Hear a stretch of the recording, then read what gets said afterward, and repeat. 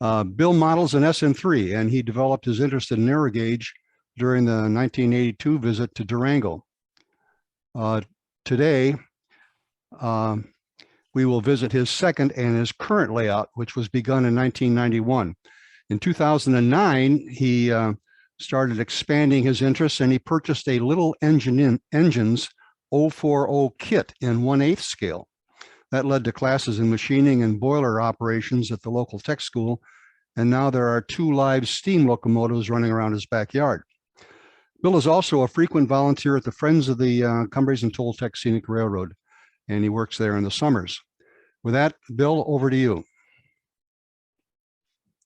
The South Ozark Lines is my second Sn3 layout and is set in the Arkansas Ozark Mountains. It is a proto-fictional layout that takes inspiration from the Missouri Pacific's White River Railway.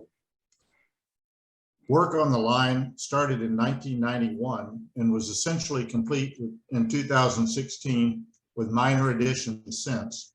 It took such a long time because I never hesitated to try things and redo things if it didn't work. But surprisingly, the original track plan saw only minor changes during that entire time. In this talk, I will try to cover the following areas. 1, how the South Ozark Lines grew out of my modeling history. We'll take a short orientation tour of the layout. We'll take a more detailed tour describing the railroad, places, and customers being depicted in the model. Short talk about my electrical and control setup, and finally, how I make the trees that you will see in plenty on the layout. So my modeling career began seriously in 1965 when I joined the local model railroad club at age 14. Several club members became modeling mentors over the years and lifelong friends. The club had 2 layouts in 2 different locations. Both depicted the Missouri Pacific from Little Rock to Newport, Arkansas. I remained an active club member until work on the current layout took all the time that I had for modeling.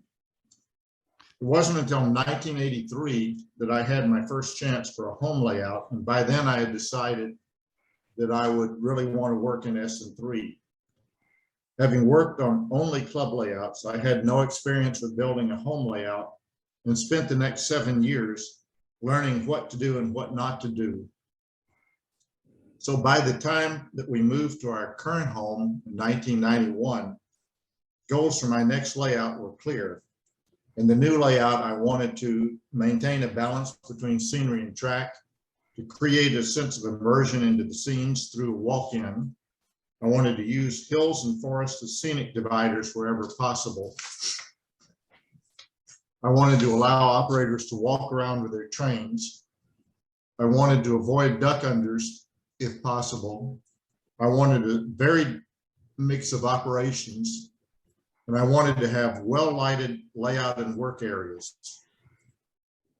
Just at the time we were moving, a fellow club member named Mike Adams published his history of the White River Railway.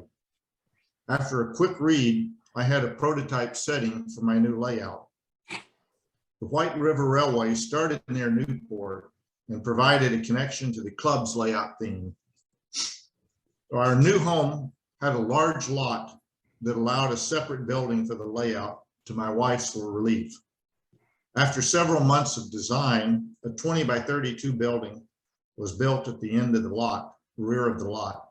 It has full HVAC and running water. Some basic specs for the layout. Building size is 20 by 32 feet. It is S-scale Sn3 gauge.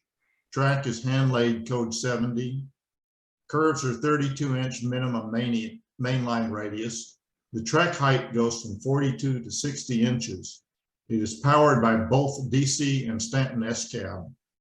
The benchwork is L-girder open grid. Scenic base is plaster over carved foam or galvanized screen. The backdrops are a combination of hand-painted scenes and digital photos. The scenic era was set in the 1920s and 30s, but operations can occur anytime from 1900 to 1950s. The track plan that we'll see at various times during this tour appeared in my Sn3 model or article in the 2018 spring issue. Arrows on the diagram will be used to indicate the camera angle, and blue lines along the track will help show progress along the line. There are two walk-around blobs on the layout, one of which is called the Rush blob, and the other one is called the Yellville blob.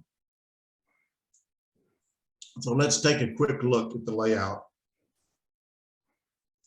We will walk during this orientation tour. We will follow the line north from Cotter, the division yard.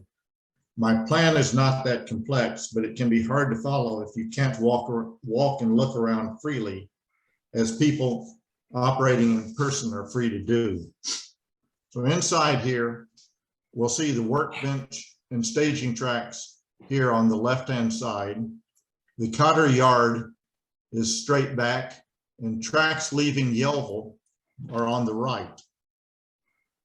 The staging tracks that I have are very useful for the layout, being able to take trains and feed trains onto the layout in a variety of different ways. The different ways are illustrated in the different color ink on the track diagram. Now, taking a look down the first aisle, we'll see Cotter is on the left at 42 inches and Yellville is on the right at 56 inches. As we leave Cotter, the tracks pass under the aisle bridge and around the edge of the Rush blob on their way to Flippin, Arkansas. A high-level view here shows how the tracks curve around under the bridge and around the edge of the Rush blob. And looking at it from the opposite direction, you can see once again the tracks heading towards Flippin.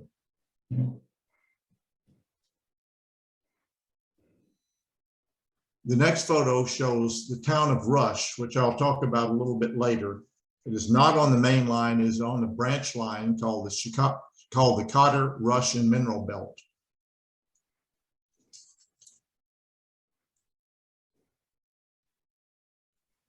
So we see now from this high-level view that tracks are reaching Flippin, and then they turn around and begin to climb towards Yellville.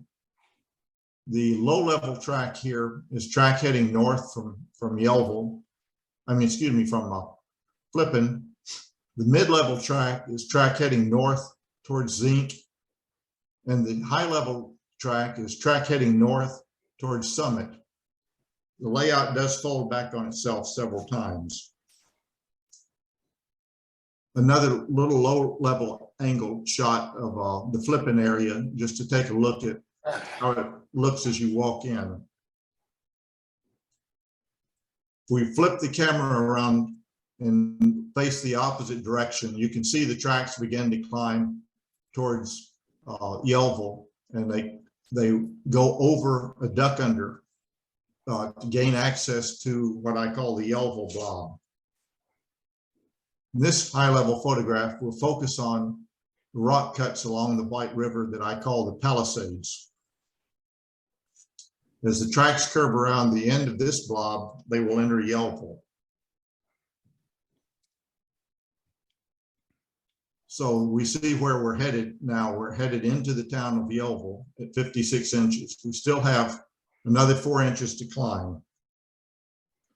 In this next view, my camera is sitting right near the roof in the room and shows the town of Yellville at 56 inches and the town of Cotter at 42, with the walking aisle for operators in between them being hidden by the camera angle.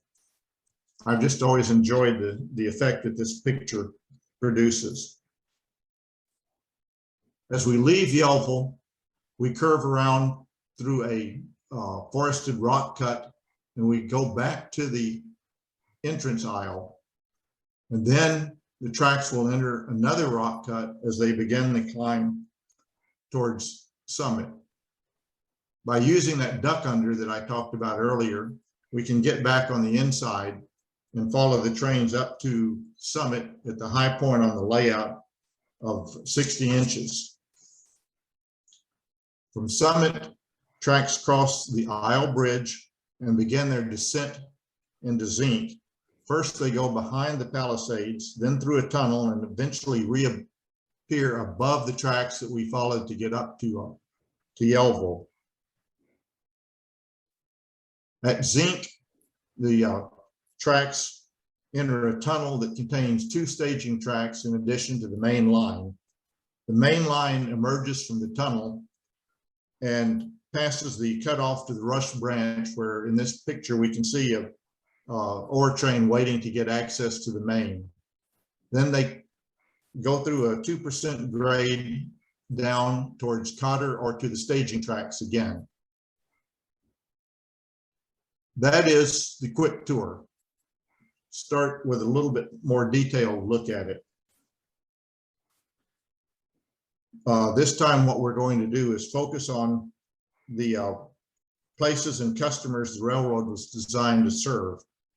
The prototype combined bridge traffic between Little Rock and Memphis and Joplin and Kansas City, along with local traffic serving the local towns. Roads in those days were poor, and in the first half of the 20th century, the railroad was very important. I focus mainly on the local traffic, which provides more operational challenges than through trains. I used an input-output matrix to determine car requirements for the local customers. The local customers contain a mix of real businesses that would have been common in the area. To replicate operation in different decades, I have a mix of 10-wheelers and consolidations from the 19th century, Mikados, and even one MacArthur from the 20th century for power. My freight cars also are mixed vintages for the different operating sessions. Cotter was a division point in early steam days and had the usual facilities of a yard, roundhouse, and offices. The depot here is the actual depot and is built by plans, or built from plans drawn by a fellow club member, Paul Moon. The brick roundhouse, though, is not a replica, but was built to fit the available space. The town scene is fictional, with many ideas borrowed from Eureka Springs rather than Cotter itself. This borrowing reflects my attempts to get as much packed into the 8-inch deep space as I could.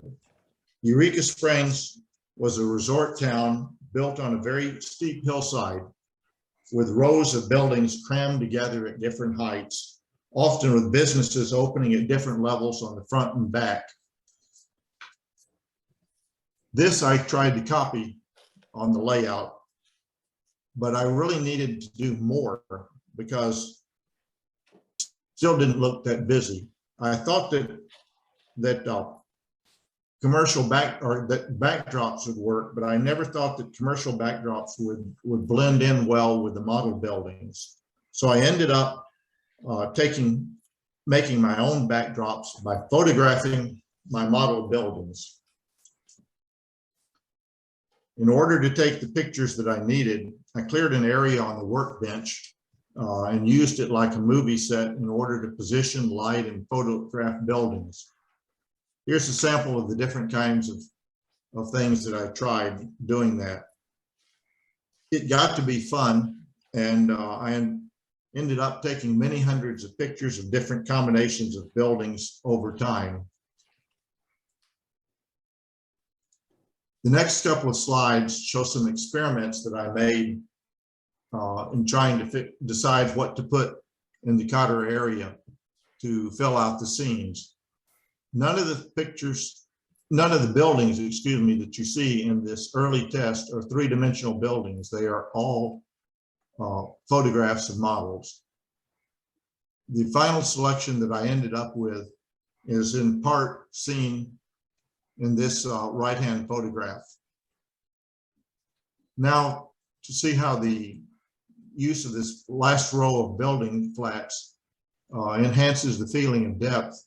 I show you how it got filled in as the backdrop construction was progressing. I took the flats out again in order to paint the additional seams above that you'll see.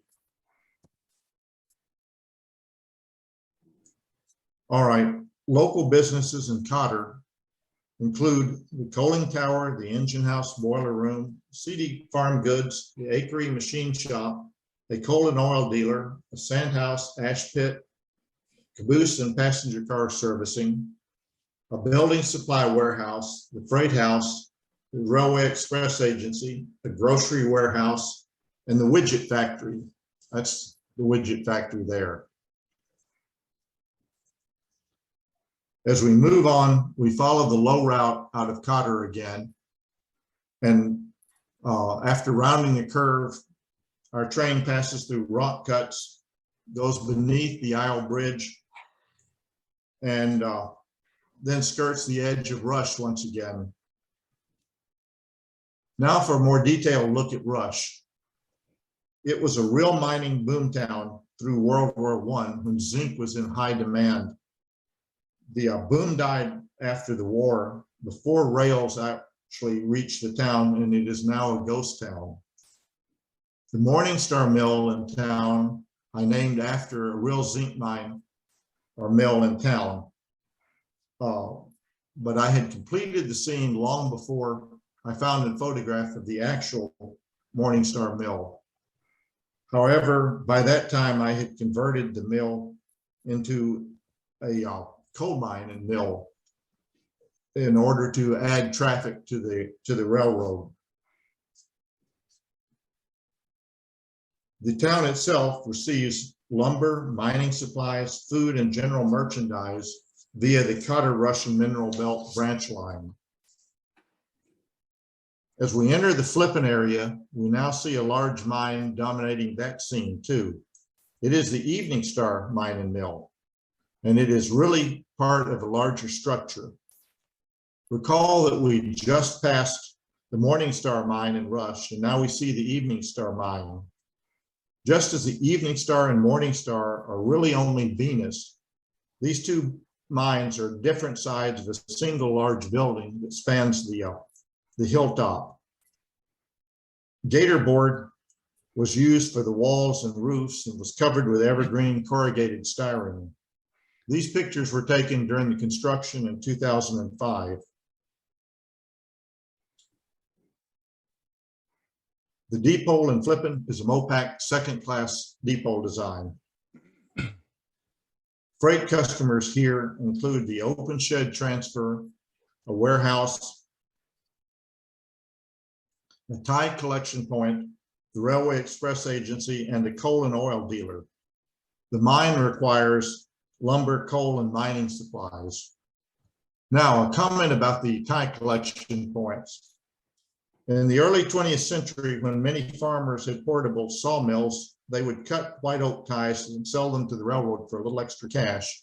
Here is a photograph from Winslow, Arkansas, showing the extent to which this was possible in that time.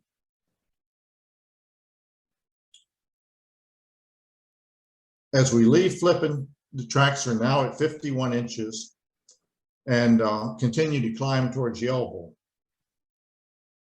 Here are a couple of shots taken along the way, some of them at different times, that just illustrate the countryside that's being passed through.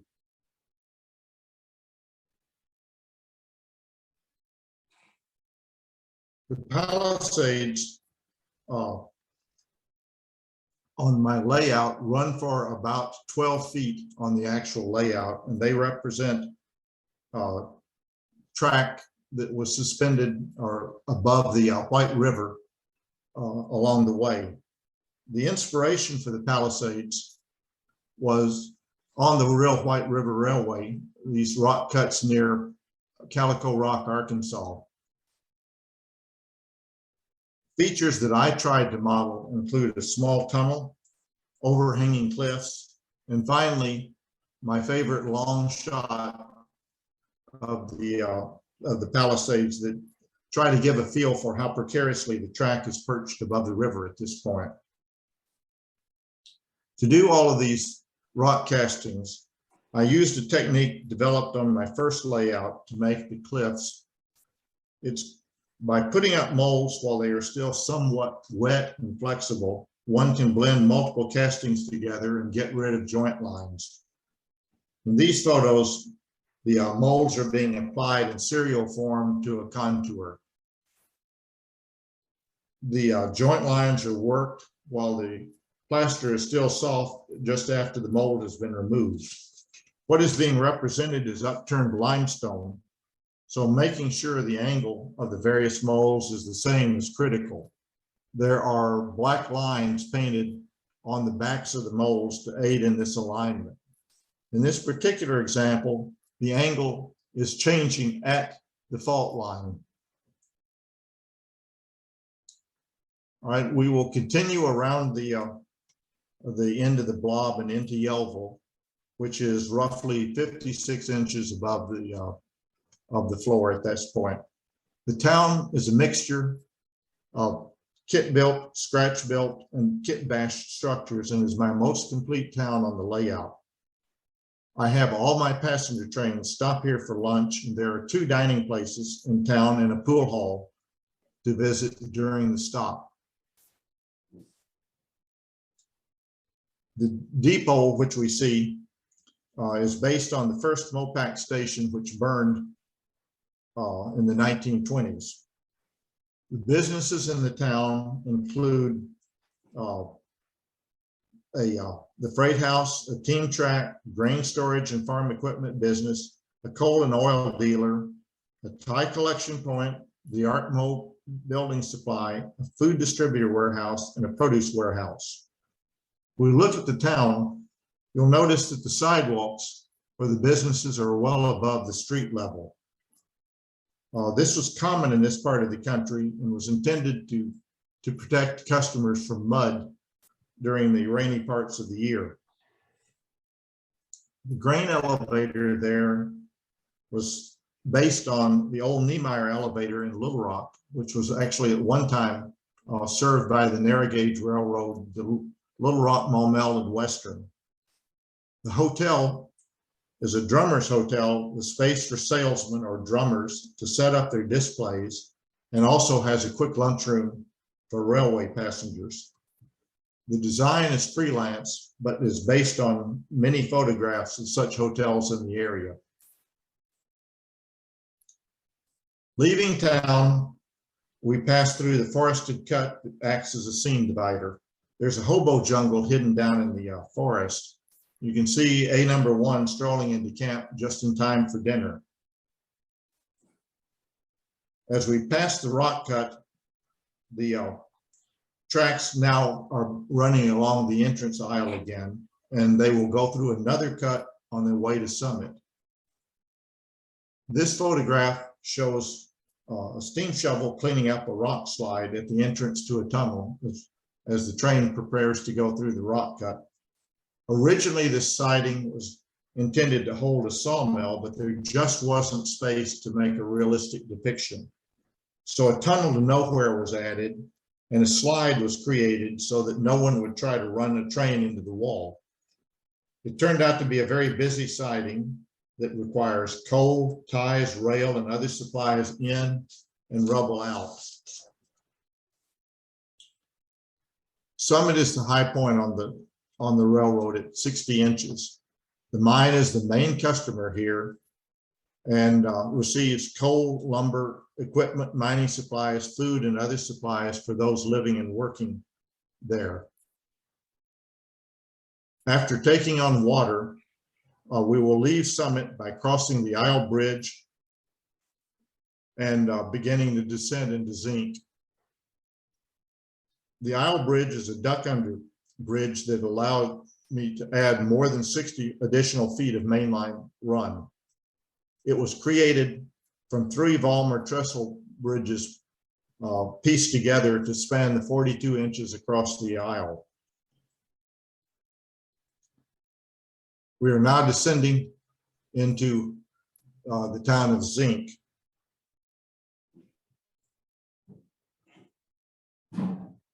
Zinc is the end of my model portion of the White River Railway. The tunnel contains both staging tracks for the Kansas City Joplin extension and a continuation of the main line back towards Cotter. I can run the railroad as a loop when desired, such as for open houses. Industries served at Zinc include a zinc mine, a wood products factory, and a tie collection point.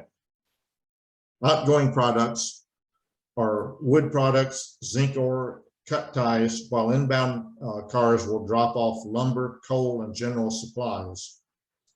The zinc mine is actually part of a Y track and can be serviced from Rush at times when it desired. Here's where we come out of the tunnel. In this particular scene, we see an ore train going into Rush. We now turn around and we begin the 2% grade and descend into either the staging or to the Cotter yard. So this ends the tour of the layout. Now for a quick peek on a couple of matters under the table, so to speak. My layout was originally wired for DC. In 2012, I started experimenting with the Stanton S-Cab battery control. And at this point, half of my locomotives are now battery powered. Battery control locos don't really care how other locomotives running on the same track are being controlled. So a mix of battery and DC or DCC works well. The Stanton S-Cab also allows locos to recharge from the rails. So if there is DC or DCC power on the rails, the locos can be recharging while they are running. I have here an MRC-20 for power and 2 PBL sound systems. This unit up at the top is a Tech Power constant power source that I use to recharge battery locomotives when necessary. I want you to pay a little bit of attention to this panel here. I'll discuss what it does in just a bit. There are other equipment down here is sound system equipment. There are 6 speakers around the layout, and I can play a mix of up to 4 different sound sources, including the PBL external sounds as desired. I frequently listen to music when I'm down working on the layout or running trains. So the local control panels on my layout use a combination of rotaries and DPDTs, fairly common setup for DC control. There are 3 active positions on each of the 2 rotaries, and the direction the DPDT is thrown indicates which rotary is assigning power to that block. In the photo here, the DPDT on the left is getting power from source 2. The one on the right is getting power from source 3. All DPDTs are aimed to the right so that power is coming to these blocks from power source 3. Now back to that power switching panel I mentioned earlier. I found a quick way to avoid having to go to every panel and change the position of the rotaries in order to switch power sources on the railroad. The wires coming and jacks coming from the bottom of the panel are coming from different power sources, as is this wire from the left. They can be plugged into a number that indicates the position on the rotary that is getting power from that power source. So here, power source number 2 is going to rotary position 3, and rotary position number 2 is getting power from the Tech Power. Back to this panel, the Tech Power is powering any blocks that are whose DPTs are positioned to the left, while the MRC-20 is powering all the blocks that are for which the DPDT is thrown to the right.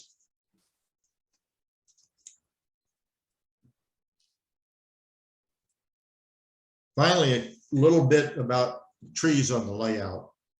Trees are clearly a major part of the scenery on that layout.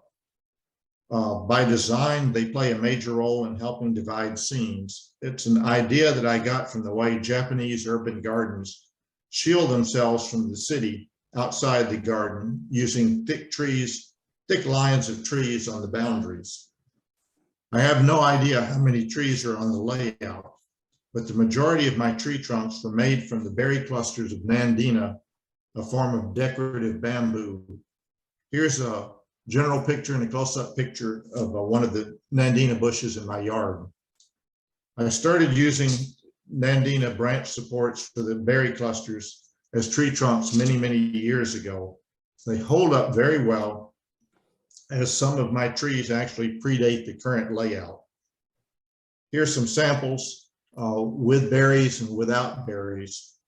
I pick them in the fall, store them over the winter until spring when the dried berries can be picked off. Then ground foam is used, added to the trunks using spray glue, following by a quick dip in a container of ground foam. That's the same method I use for all my trees, regardless of what the source of the trunk material is. I have several projects in mind for the layout, but I've been taking a break mostly for a couple of years to pursue another interest, also going back to my youth. When I first joined the model club, guys were talking about a fellow named Austin Barr and his live steam locomotives. There was a newspaper article that I still have from 1969, which I actually found a copy of tonight and will show in just a second. So the idea of a live steam locomotive stayed in the back of my mind. As retirement approached, I had the chance to buy a Little Engines 040 machined kit, and a new modeling interest was born. That led to tech school classes to learn machining. I now have two fully operational 7.5-inch gauge locomotives, and I'm hoping to spend more time going to live steam clubs in the warm months. Here's a copy of that 1969 newspaper article that got me started on this aspect of the hobby. Well, I conclude my talk with that. Okay, thank you very much, Bill. That was a wonderful presentation. Really like your layout. If you would stop share. Let's see here. New share, stop, no, stop video. Oh, here's stop share. All right, I'm gone. Very good. We had a question from Mark Lachey, who wanted to know what type of materials you use for your rock cuts. It's plaster of Paris. Okay. And molding plaster #1. Okay. Phil Stock wanted to like your wooded scenes, and he said they really look a lot like the Ozarks, like compared to the eastern or western forests. I have a question. Every time I see that duck under bridge, I wonder how many people have knocked their heads on it or possibly destroyed the bridge, not coming up. You know, it looks fairly fragile. I have stopped keeping count, but it was constructed in such a way that it can be easily repaired in case that happens. Okay. As we get older, there are many people who are not quite as flexible at bending down as they used to be. So it is, it happens from time to time. And finally, Jim Brown says, thank you, Bill. Very much enjoyed your tour.